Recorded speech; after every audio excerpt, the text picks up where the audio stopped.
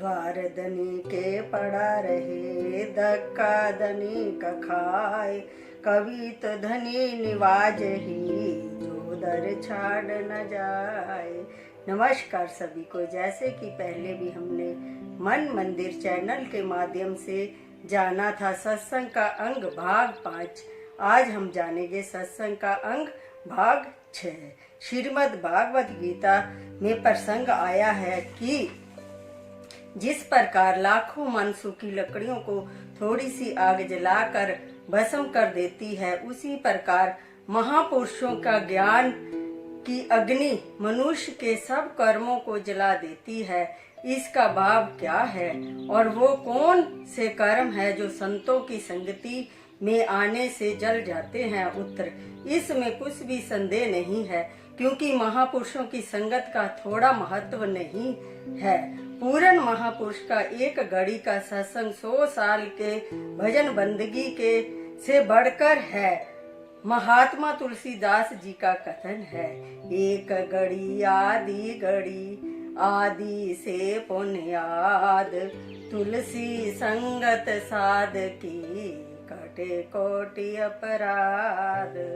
कर्म 3 प्रकार के होते हैं, संचित, प्रारब्ध और क्रियामान। संचित वो कर्म है जो जन्म जन्मांतरों से मन के अंदर जमा पड़े रहते हैं, और प्रारब्ध कर्म शरीर के भोग का नाम है, और क्रियामान कर्मों का संबंध वर्तमान काल से है और यह अपने अधीन है।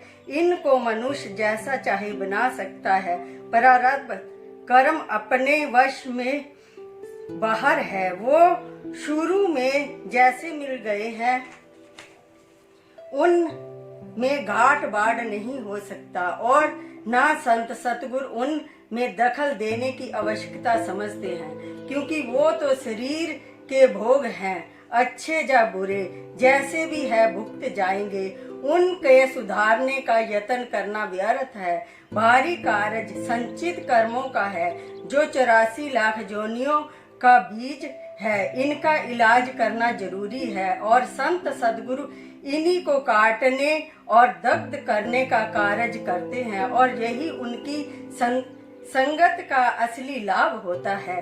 कथा है, एक बार सकेत मंडी का राजा शेमी पातशाही श्री गुरु हर गोविंद साहिब जी महाराज के दर्शनों को अमृतसर आया। सत्संग हो रहा था। उसने आते ही साष्टांग दंडवत की।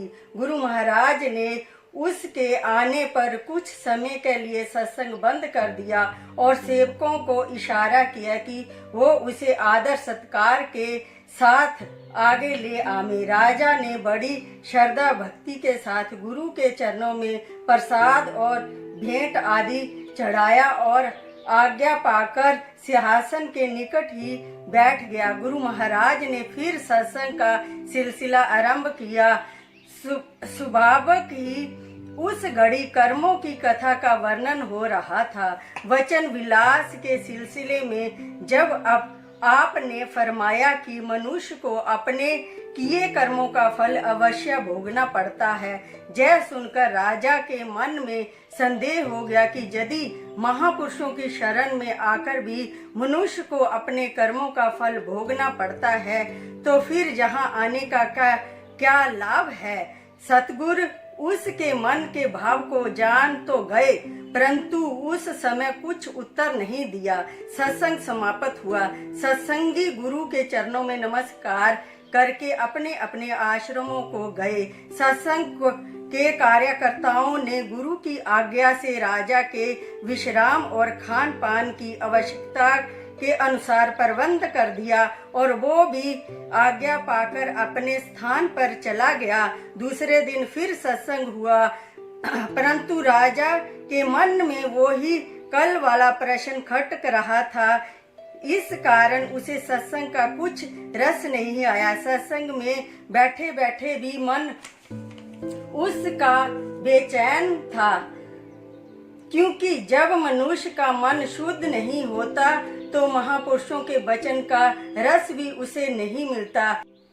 यदि मन के पात्र को खाली करके सत्संग में आएगा तो भरा जाएगा। चूंकि तेरा मन पहले ही गैरियत से भरा होता है, जिसके कारण तू वहां पहुंचकर भी खाली लौट आता है।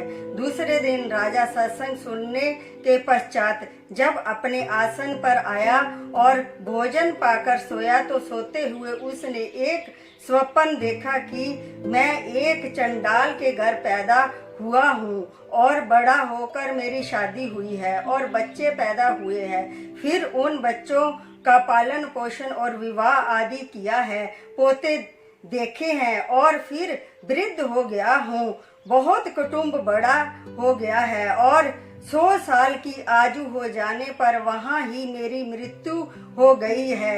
ये सब कौतिक रात को सोते हुए स्वप्न के अंदर उसको दिखाई दिया। जब आंख खुली तो क्या देखता है कि न वहाँ वन है, न वन की झोंपड़ियाँ है, न वो घर है, न वो द्वारा है, न कुटुंब है और न परिवार है, न वो पैदा हुआ है, न ही मरा है। परंतु वो स्वप्न की रचना देखकर उससे आश्चर्य की कोई सीमा न रही। सोचने लगा, लोग कहते हैं कि दिन को जो कार्य किया जाता है वही रात को स्वप्न बनकर दिखाई देता है। जब रात को जिन विचारों को लेकर मनुष्य सोता है उन्हीं के अनुसार स्वप्न भी देखता है। परंतु जहाँ तो ना कोई ऐसा विचार था और ना अपने जीवन में कभी ऐसे मनुष्य से संबंध ही हुआ कि वो ख्याल रह गया हो। बहुत कुछ दिमाग लड़ाया लेकिन कोई बात समझ में नहीं आई। अंत में सब हाल गुरु महाराज के चरणों में कह सुनाया। गुरु महाराज सुनकर मौन हो गए। गुरु हरगोबिंद साहिब को शिकार खेलने का शौक था।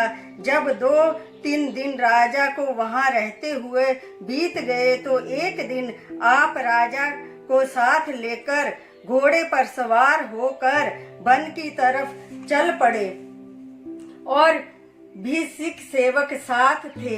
आपने सबको सुनाकर आज्ञा दी कि जिसके आगे से शिकार निकले वही उसका पीछा करे, दूसरे को उसके पीछे भागने की आज्ञा नहीं है। जय मौज थी और इस मौज में भेद था और वही होना था जो उनकी मौज थी। अभी थोड़ी ही दूर गए कि राजा के आगे से एक हिरन गुजरा। राजा ने उसके पीछे घोड़ा दौड़ाया और भागते भागते अपने साथियों से दूर निकल गया। जब राजा दूर निकल कर एक घने वन में पहुंचा तो वहां पर वो हिरन भी उसकी आंखों से ओझल हो गया। राजा कुछ तो उस स्वप्न की चिंता आतुर था, परंतु जहां आकर और भी विकलता पड़ गई। संघन वन, ना मानुष की जात, चारों ओर वन में भयभीत पशुओं की गर्जना के शब्द। राजा घबरा गया और निराश होकर एक टिल्ले के ऊपर जा चढ़ा। क्या देखता है कि दूर फासले पर धुआं निकल रहा था। उस धुएं को देखकर उसे कुछ धीरज हुआ और नीचे उतरकर उसकी सीध पर चल पड़ा। जब निकट पहुंचा तो उसे वही स्वप्न की रचना के चिन्ह दिखाई देने लगे। जब और आगे बढ़ा तो वही वन और वही वन की झोंपड़ियां नजर आई जिनमें उसने 100 साल आयु बिताई थी। बड़ा विस्मय हुआ। जब अंदर गया तो वही बाल बच्चे और अपना सारा कुटुंब दिखाई दिया।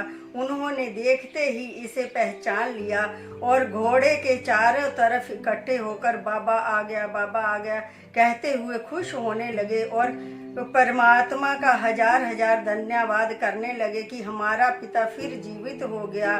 कोई उसके कपड़े को खींचता है, कोई भुजा पकड़कर नीचे उतारना चाहता है, परंतु जय इस दशा को देख कर मन ही मन बड़ा अचंभित हो रहा था। कोई बात समझ में नहीं आती। सोचता है उधर तो मैं साकेत मंडी का राजा हूँ और गुरु के दर्शनों के लिए अमृतसर आया हुआ हूँ, जिसको लगभग 7 दिन हो गए हैं, परंतु इधर जय परिवार भी मेरा ही है, इसमें कुछ संदेह नहीं है। 100 साल यहाँ रहा हूँ। फिर सोचता है कि मैं राजा हूँ, जय चंडाल जाती है, इनका और मेरा कैसा मेल। तात्पर्य यह है कि इस घूमन घेर में पड़ा हुआ राजा व्याकुल हो गया। अब जाए तो किधर जाए और करे तो क्या करे, ना कह सकता था ना छूट सकता था। व्याकुलता के अथाह सागर में बहुत बहता हुआ गोते कह रहा था, वह तेरे हाथ पांव मारता है कि कोई पकड़ कर उसे निकाल लाए, परंतु यहाँ तीसरा मनुष्य कहाँ। उस समय उसी की व्याकुलता की कोई सीमा नहीं रही। इतने में जिन्होंने यह खेल रचा था वो अंतर्यामी सतगुरु भी पीछे से आन पहुंचे। पूछा क्या झगड़ा है। उन लोगों ने हाथ जोड़कर कहा, हजूर ये हमारा पिता है। आज तीसरा दिन है कि यह मर गया था, लेकिन यह हमारे सौभाग्य समझिए कि परमात्मा ने फिर इसको जीवित कर दिया है। अब यह हम और हमारा पल्ला छुड़ाना चाहता है और कहता है कि मैं तुम्हारा पिता नहीं हूँ, परंतु यह लाख पड़ा कहे हम कब छोड़ते हैं महाराज, यही झगड़ा है और कोई बात नहीं है। गुरु महाराज बोले, जय तुम्हारा पिता नहीं है, जय तो अमुक देश के राजा है और हमारे साथ शिकार खेलने आया था। हम लोग पीछे रह गए थे और जय शिकार के पीछे घोड़ा दौड़ा कर हमसे आगे निकल आया।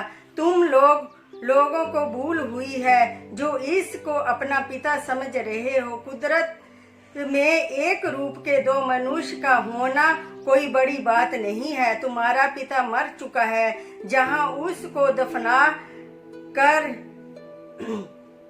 आए थे, कम से कम उस की कब्र को खोद कर तो देखो, संभव है उसका मृतक शरीर वहां मौजूद है। ये बात सबको पसंद आई और कब्र को खोदने लग पड़े। देखा कि वो शरीर ज्यों का त्यों पड़ा था। पिता के मृतक शरीर को देखकर सबको धीरज हुआ और राजा को छोड़ दिया। राजा उनके संबंध से छूट गया, परंतु जवान में शक्ति नहीं थी, कुछ बोल सके। गुरु महाराज ने कहा, देख राजा, यह उस प्रश्न का उत्तर है जो सत्संग सुनकर तेरे दिल में फुरा था कि यदि महापुरुषों की शरण में आकर भी मनुष्य को अपने कर्मों का फल भोगना पड़ता है तो फिर इनके पास आने का क्या लाभ क्या। यह जो कुछ भी स्वप्न के अंदर रचा तूने देखा है, ये तेरे अपने ही कर्मों का फल है। तेरे संचित कर्मों में एक रेखा ऐसी थी जिसके अनुसार तुझे चंडाल के ग्रह में एक जन्म मिलना था और वहां तूने 100 साल काटने थे, परंतु गुरु के सत्संग के प्रभाव से वो 100 साल का चक्कर एक घड़ी के अंदर स्वप्न में काटा गया है। हे राजन, किए हुए कर्म तो अवश्य भोगने पड़ते हैं, परंतु महापुरुषों की शरण में आ जाने से वो बहुधा इस प्रकार कट जाया करते हैं। जय सुनकर राजा की आंखें खुल गई, त्राह त्राह करता हुआ चरणों में गिर पड़ा और गुरु की स्तुति करने लगा कि धन है गुरु महाराज, आप धन है। आप संसार में डूबते हुए जीवों को पार करने के लिए सच्चे जहाज हैं। आपकी महिमा कौन वर्णन कर सकता है। नमस्कार। कल हम जानेंगे सत्संग का अंग भाग 7, दासों की दास सुमन शर्मा।